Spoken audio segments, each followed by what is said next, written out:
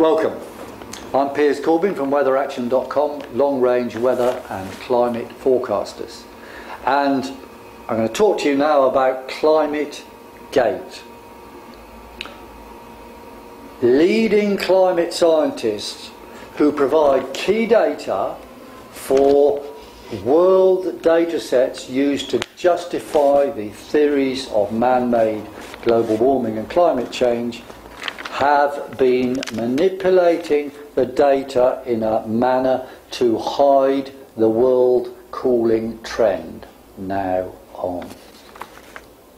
The same people have also been suppressing the right of persons such as myself or Professor Fred Singer from the United States of America, suppress their right to publish scientific literature which opposes the standard view.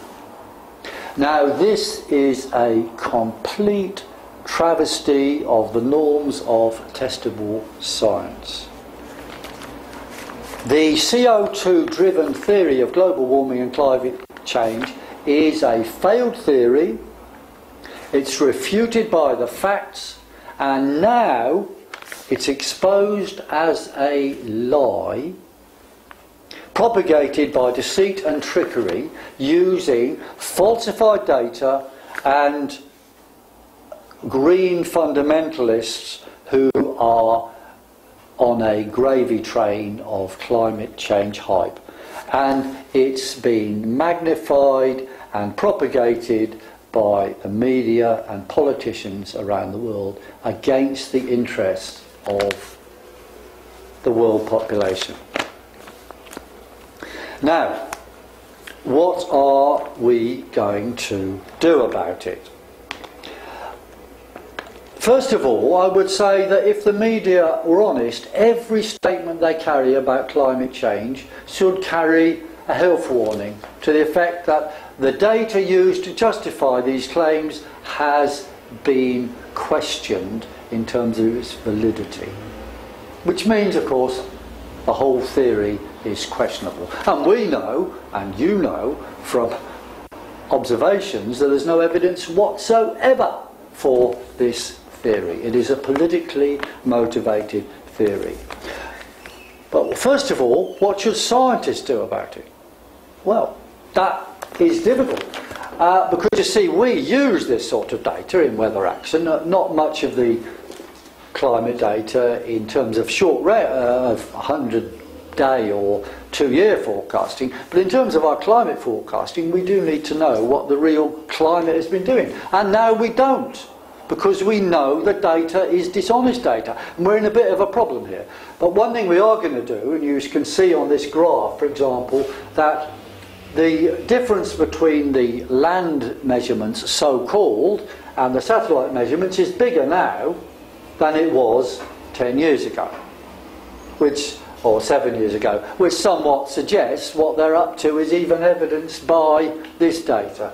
Now, at Weather Action, we're going to scrap all the recent usage of the CRU data from the University of East Anglia. It's not reliable, it's been meddled with, it's fiddled, it's dishonest. We're going to use only satellite data. But we're going to have a problem about how to join up the past with what data, because the CRU have been meddling in it. And we know also that the nighttime temperatures are pretty stupid because they don't remove the fact that trees have been growing around the stations, and at night that means temperatures have gone up. So basically, most of the world warming they talk about is being due to nighttime temperatures, which is due to the fact that trees have been growing around thermometers at night and they don't get so cold. So we've got a problem, and we're working on it, but there's no way the CRU data should be used anymore. We have to have some independent way of drawing together honest, reliable data. Science based on lies is not science. So, and what can you do? Well, there's a very good petition around, which I would urge you to sign if you go to the number 10 Downing Street website. It's we the undersigned petition the Prime Minister to suspend the Climate Research Unit of the University of East Anglia from preparation of any government climate statistics until the various allegations have been investigated by an independent body.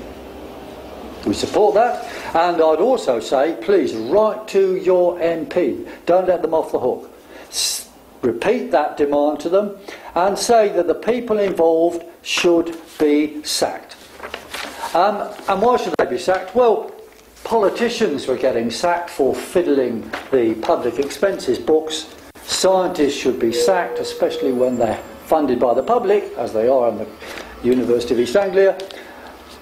They should be sacked when they're fiddling scientific data books. It is completely unacceptable, and the matter should be raised in Copenhagen. And I would say to you, don't let the politicians get away with it. The future now is up for grabs. Now, a lot of you are very interested in genuine green issues. Some people are involved in the climate change lobby because they want to save wildlife, they want to save rainforests, they want to save biodiversity. Now, these are very good things, but such people are going to get dragged down by this sinking Titanic, which is what the global warming hysteria now is. So I would urge all of you now who are involved in genuine, honest green issues to get off the Titanic now. Say, diversity of wildlife must be preserved for its own sake. Water resources have to be preserved for their own sake. And just disassociate yourselves completely from the climate change bandwagon, which is there to tax you and to control world energy resources and hold back third world development. The time is now to act and say no to the con, yes to testable science, yes to accountable policies. Thank you.